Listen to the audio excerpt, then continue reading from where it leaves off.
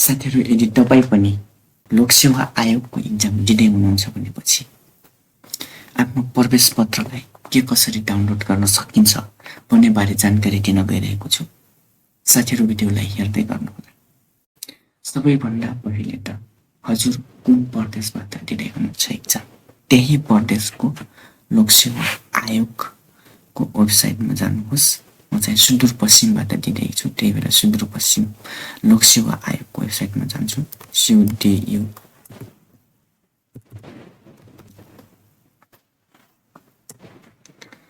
लोक सेवा आयोगको वेबसाइटमा गइसकेपछि यस्तो खालको इन्टरफेस देखिनेछ र यहाँ अनलाइन एप्लिकेसन भनेको छ। यसमा क्लिक गर्नुहोस् र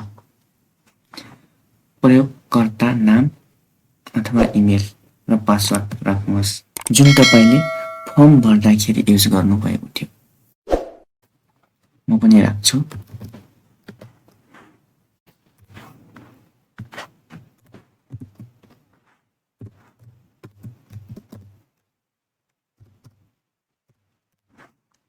युजर आइडी र पासवर्ड राखिसकेपछि बुझाउनुहोस्मा क्लिक गर्नुहोस्। क्लिक गरिसकेपछि यस्तो खालको इन्टरफेस देखिनेछ।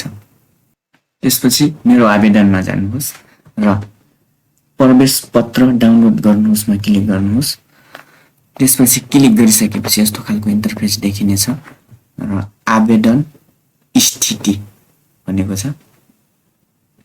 यसमा चाहिँ एप्रुभ हुनुपर्छ है। यो एप्रुभ भइसकेको छ भनेपछि डाउनलोड एडमिट कार्ड भनेको छ, यसमा क्लिक गर्नुहोस्।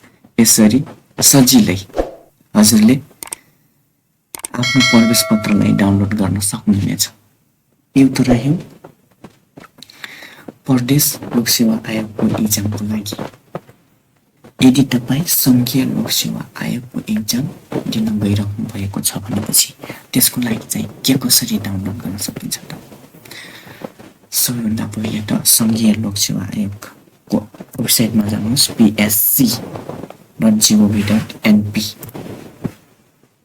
टाइप गर्नुहोस् र इन्टर गर्नुहोस्। यसरी इन्टर गरिसकेपछि लोक सेवा आयोगको वेबसाइट खुल्नेछ। त्यसपछि चाहिँ अनलाइन एप्लिकेसन भनेको छ यहाँ। यसमा क्लिक गर्नुहोस् र क्लिक गरिसकेपछि आफ्नो युजर आइडी र पासवर्ड राख्नुहोस् र बुझाउनुहोस् गर्नुहोस्। त्यसपछि मेरो आवेदनमा गएर सजिलै आफ्नो प्रवेश पत्रलाई डाउनलोड गर्न सक्नुहुनेछ। साथीहरु, भिडियो कस्तो लाग्यो लाइक, कमेन्ट, शेयर। यदि च्यानलमा नयाँ हुनुहुन्छ भने च्यानललाई सब्स्क्राइब गर्न नभुल्नुहोला। हस्त, धन्यवाद।